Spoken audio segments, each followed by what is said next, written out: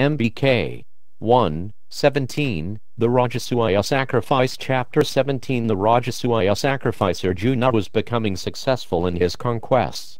He first overpowered the king of the Kulindus, then the Anastas, then the Kakutas. He defeated the many kings on the island continent of Sakla, then encountered King Bhagadatta, a powerful warrior. The battle with Bhagadatta lasted 8 days, but finally when the king found himself overpowered, he agreed to accept Yudhishthira's rule. Arjuna continued toward the north. He reached the mountains and vanquished the many barbarian tribes. Arriving in Kashmir, he subdued the region's Kshatriyas, then passed over the Himalayas. To the north of the mountains lay the land inhabited by the Kimpurushas, semi-celestial beings born of Yaksha women. Incensed at the approach of a human army, they fought a fierce battle, but finally Arjuna subdued them. The Pandava then conquered the land of the Guhikas, another tribe of celestial fighters, followed by a region inhabited by Gandharvas. Finally Arjuna arrived in Harivarasha, the land where the northern Kurus dwelt. At the border, a number of powerful, large-bodied guards stopped him. They said, "O Arjuna, this land cannot be entered by humans. If you try you will perish along with your army. Indeed, even if you were able to enter, you would not see anything, because human eyes cannot see this land or its residents. Go back. There is nothing to be conquered here. Your conquests are already sufficient. We are pleased with you and will happily offer you a gift. What would you like?" Arjuna bowed respectfully to the divine beings and said, "I desire Yudhishthira's imperial dignity. If you accept him as the emperor of this wide earth, then please give something as a tribute." The northern Kurus immediately offered Arjuna a large number of celestial clothes and ornaments, saying, "We know you and your brothers to be great servants of the Supreme Lord. Go now with our blessings.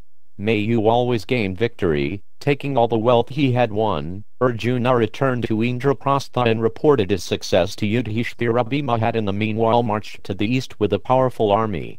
He first encountered the Panchalas, who happily accepted Yudhishthira's rule. Then he overcame in battle the Gandakas, Videhas and Dasharnas. One by one Bhima subdued the many kings in the east. When he reached Chiti he was received graciously by its king, Shishupala, who inquired, "My dear Pandava, what are you bent upon doing?" Bhima told him about the Rajasuya and Shishupala smiled. He agreed to attend and offer tribute to Yudhishthira. Although he had an old enmity with Krishna, he respected the Pandavas as righteous and powerful rulers.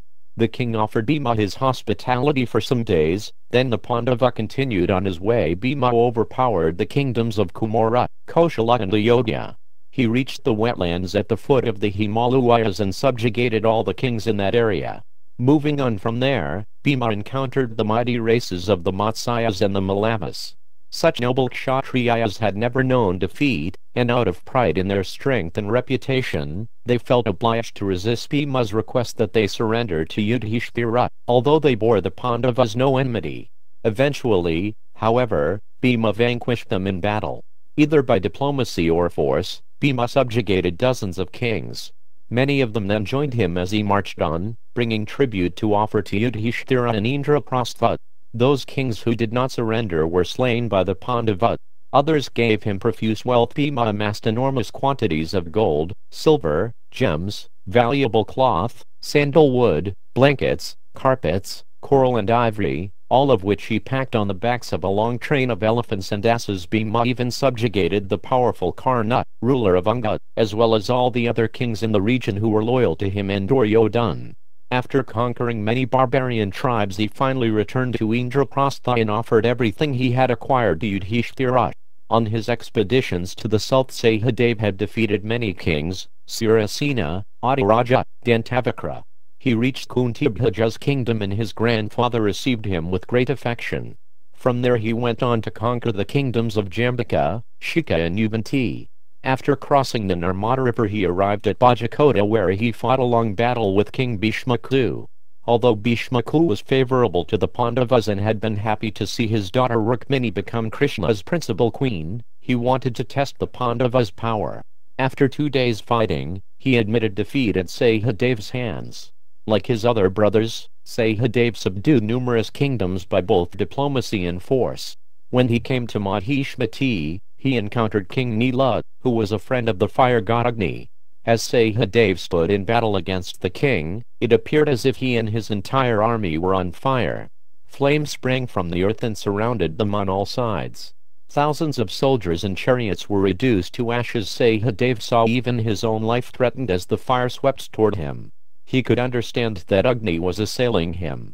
The Pandava quickly dismounted from his chariot and knelt in prayer to the fire god. O exalted one, you are the mouth of the gods into which all oblations are placed. You sanctify everything, from you the Vedas have sprung and you are sacrifice itself. O greatest of gods, please endow me with your energy. O bearer of all sacrificial offerings, do not place obstacles before Yudhishthira's sacrifice. As Sahadev prayed, the flames gradually died down. Agni then appeared in person before him and said, O descendant of Kuru, rise up. I was only trying you. I understand your purposes and those of your brother, Dharmaraja. I always protect this city, but I shall help you to accomplish your aims. Agni then went to King Nila and told him to receive Sahadev with honor and offer Yudhishthira tribute. The king explained how his beautiful daughter had won Agni's heart, and now they were married. Thus he protected the city. On his order, however, the king would gladly accept Yudhishthira's rule. Sahadev moved on to conquer various cannibal races, including one powerful tribe known as the Kalamaklas. They were a cross between Rakshasas and humans. He also fought a long battle with the Vanras at Kishkindhaya, headed by Mainda and Vivida, until they finally agreed to accept Yudhishthira's righteous rule. The tribes of Nishadas, Yavanas, Pandyas, Dravidas, Andhas, Talavinas and many others were all subjugated. At last, he returned to Indraprastha with vast amounts of wealth. In the west, Nakula conquered the hilly countries, followed by the deserts. The Matamayuricus, Sivis, Trigartas, Amvashtas and Kalaranetas were all subdued. He reached Madras where his uncle Shalaya received him affectionately and gave him great wealth for the sacrifice. Then he went on to conquer the Mlachha and Yavana tribes on the west coast. Having fully established Yudhishthira's supremacy in that direction, he too returned to Indraprastha. Yudhishthira joyfully received all his brothers back from their expeditions. None now stood in opposition to his authority. His treasury was also so full that it could not be emptied even in 100 years. It was almost time for the Rajasuya. Krishna, as promised, returned to Indraprastha accompanied by his wives and relatives. The great Yadu and Vrishni army also arrived with him, and as they entered the city they filled it with the rattle of chariot wheels and the blast of conchs.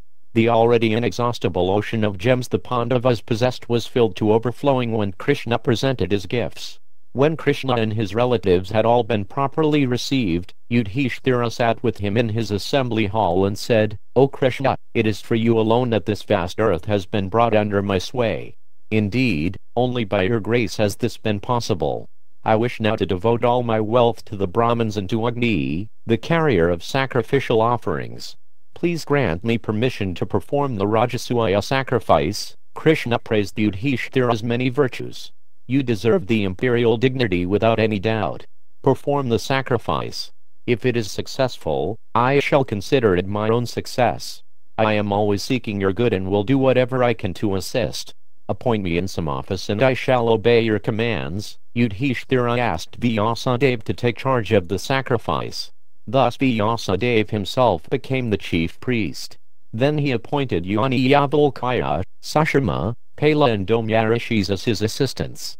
Together they constructed the 6 sacrificial altars in the vast compound marked out at a sacred place near the city. Yudhishthira had arranged for the construction of mansions to house the thousands of kings in attendance, as well as quarters for the other classes of men.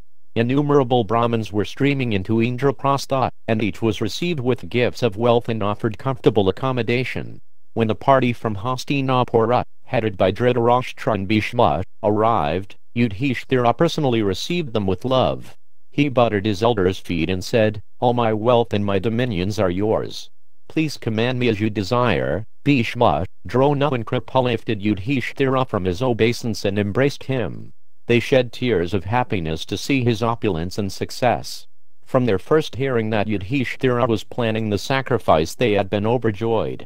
Even Dhritarashtra was happy, sending word of his approval to Yudhishthira. After all, the Pandavas were enhancing the glory of their dynasty, firmly establishing the Kuru's position as world emperors, a position which had been lost since Pandu's demise.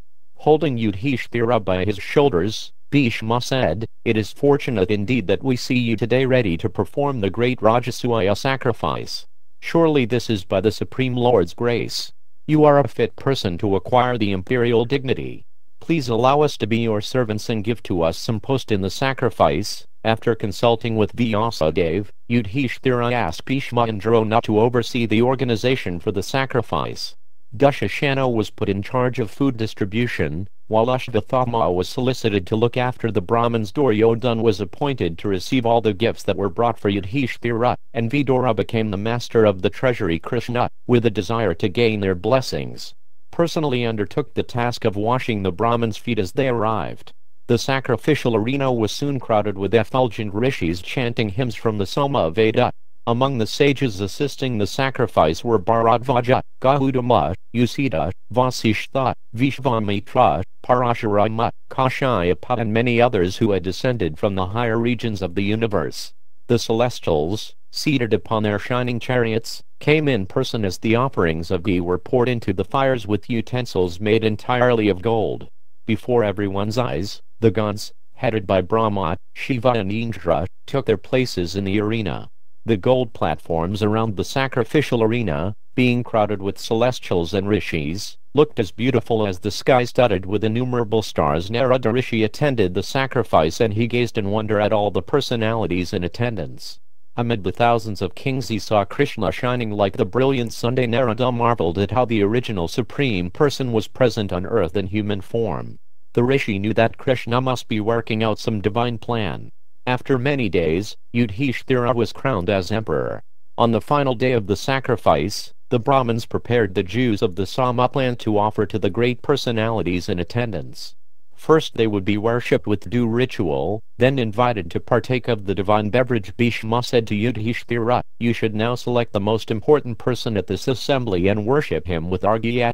The guru, the priest, the relative, the snataku, the friend and the king, these six all deserve this worship.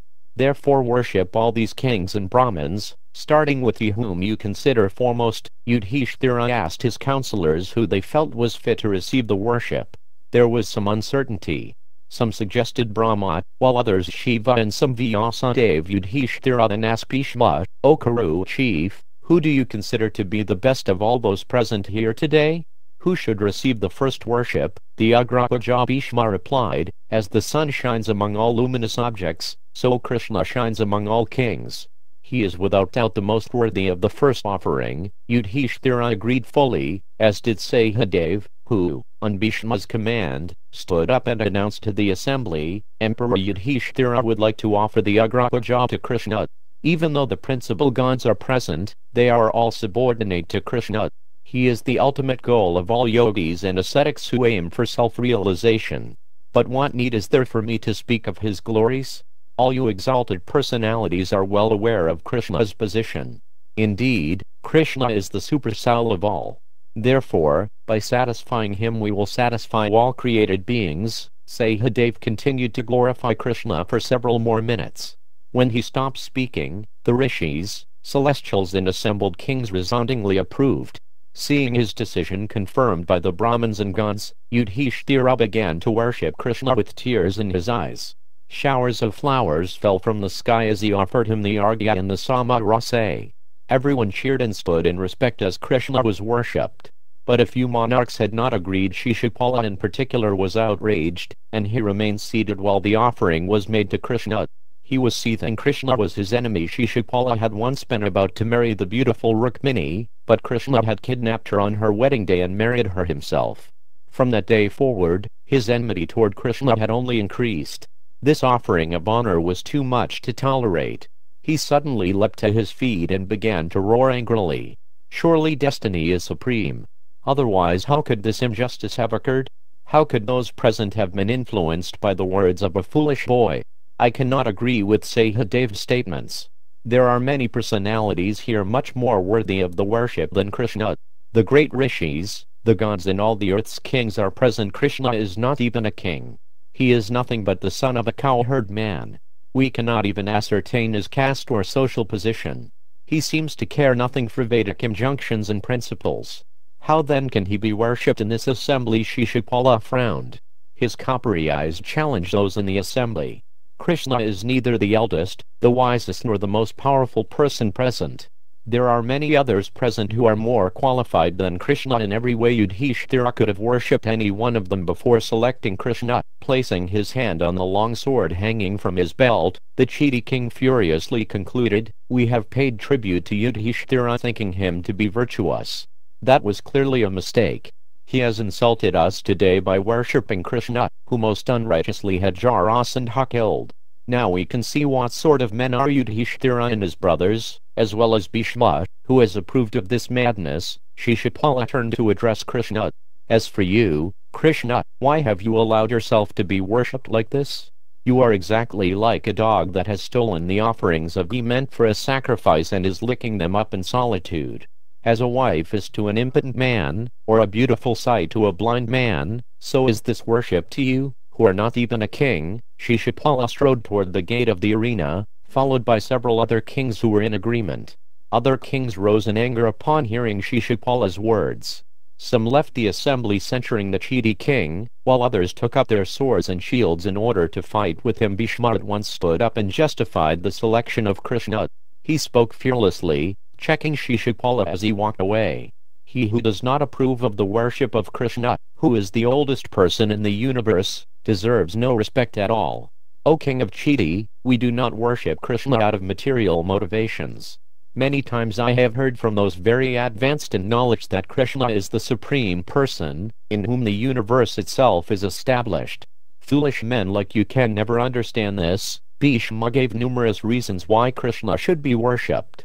He described the many wonderful feats Krishna had achieved. Even as a child he had slain the many powerful demons Kamsa had sent to kill him. In the end he had even killed Kamsa himself. Once Krishna had lifted a great hill with one hand and held it for a full week. Bhishma challenged any king to match Krishna's prowess in battle, or any wealthy man to display more riches. No one could show more knowledge or wisdom than Krishna. In every way Krishna was possessed of superlative opulences. When Bhishma stopped speaking, Sahadev rose and lifted his left foot. He was angry, and his voice boomed, "If there is any man here who feels Krishna should not be worshipped, then let him step forward. I shall place my left foot on his head. Who will give me a reply?" As Sahadev spoke, the sky reverberated with voices crying, "Excellent! Well spoken," and showers of flowers fell on his head. Narada then spoke. "Those men who will not worship Krishna should be considered dead even though breathing. They should not even be gazed upon." Shishupala became even angrier. He turned toward his supporters and shouted, "Here I am ready to lead you. What needs to be considered? Let us stand in battle against the Yadus and the Pandavas." Many kings had been agitated by Shishupala's speech. They now gathered around the Chidi king. Weapons clashed as they were drawn and armor clanked as it was donned. Shishupala continued to stir his supporters, "Let us act quickly so that this sacrifice may not be concluded successfully. Everyone should know that we did not agree to Krishna being worshipped." Yudhishthira's supporters also prepared themselves for battle. The assembly of monarchs looked like the ocean rising at the full moon. Yudhishthira was alarmed to see his sacrifice about to be spoiled, even as it had almost reached its conclusion. He turned anxiously to Bhishma and said, "O grandsire, these kings are seized by wrath and seem bent upon battle. What should I do to avoid my sacrifice being spoiled and my subjects being harmed?" Bhishma laughed and replied in a voice which Shishupala could hear clearly, "O best of Kurus, have no fear that Shishupala can create any disturbance in Krishna's presence. He and his supporters are like a pack of dogs barking at a sleeping lion. Only as long as Madhava does not act can they exhibit their valor. He is the creator and destroyer of all beings in the universe." Shishupala has very little intelligence. He will surely take all these kings with him to death's abode. It seems that Krishna now desires to take back to himself the power he gave to Shishupala. That is why the Chidi king's intelligence has become so perverse. Shishupala could not tolerate Bhishma's words and he screamed in response, "O most infamous wretch of your race, are you not afraid to speak such words in front of all these kings? With you as their leader, the Kurus are like blind men being led by another blind man. You have simply given us pain by describing the deeds of the powerless cowherd Krishna. Arrogant and foolish as you are, it is a wonder that your tongue does not split into 100 parts, Shishupala railed on, insulting both Bhishma and Krishna. In his opinion, the so-called wonderful deeds Bhishma had described were nothing. Anyone could have done them. What was so amazing about lifting a small hill for a few days, or killing a few inferior demons? O wretch, although you pose as virtuous and learned, we can see your real nature. You are sinful and ignorant. Only because you are impotent have you taken your famous vow of celibacy. You deserve to die at the hands of these kings. Hearing his noble grandfather insulted so grievously, Bhima became enraged.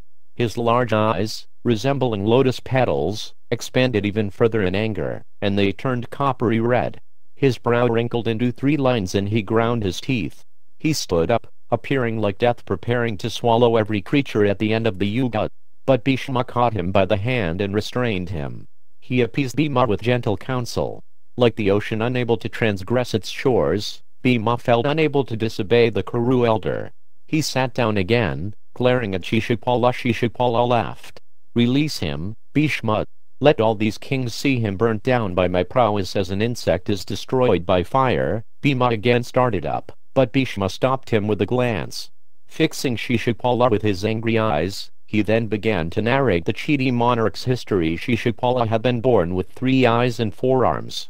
As soon as he took birth he screamed and brayed like an ass.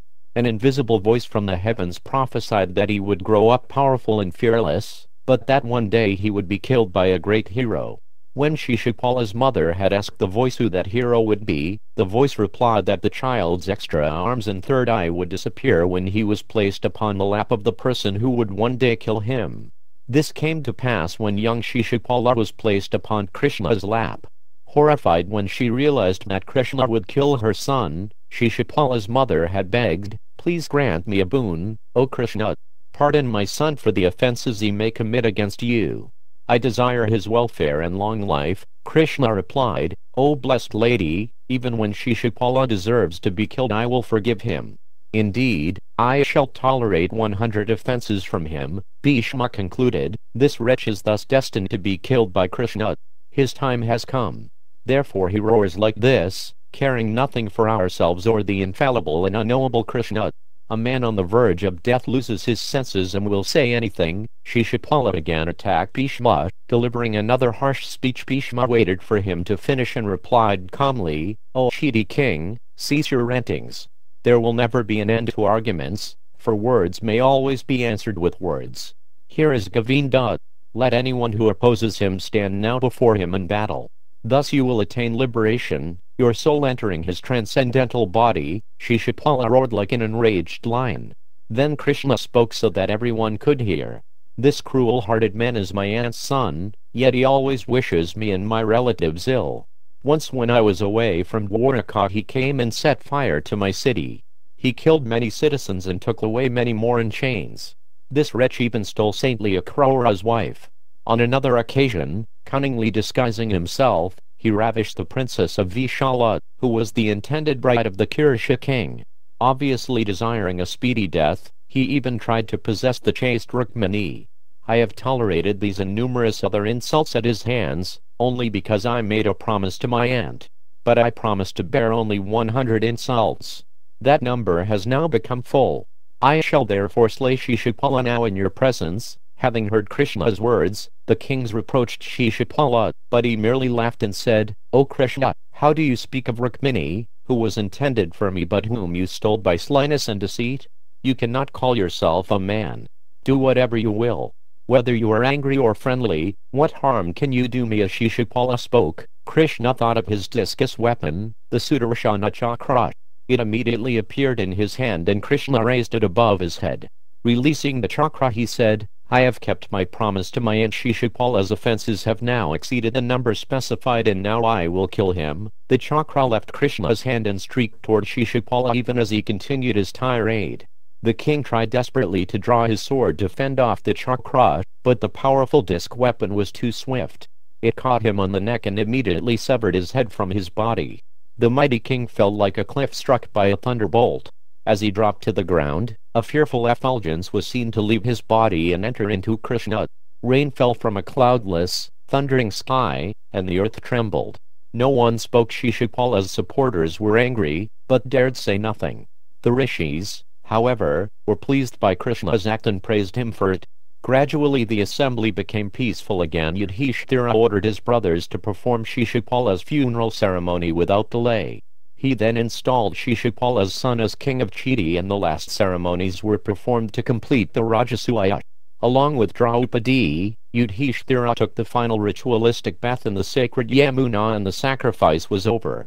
After some days the kings departed for their own kingdoms.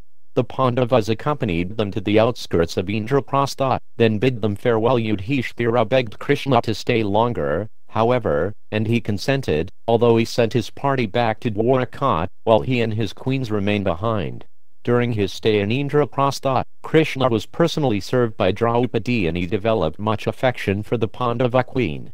One day when she had served him some fruits, he began paring them with a knife. Suddenly the knife slipped and he nicked his finger. Blood flowed from the cut, and seeing this, Draupadi immediately tore a piece from her fine sari and handed it to him to bandage his finger. Taking the cloth, Krishna smiled and said, "O gentle lady, I will surely repay this gift of your sari." Draupadi looked down modestly and thanked Krishna, who wrapped his finger with a strip of silk. He then stood up and left the room.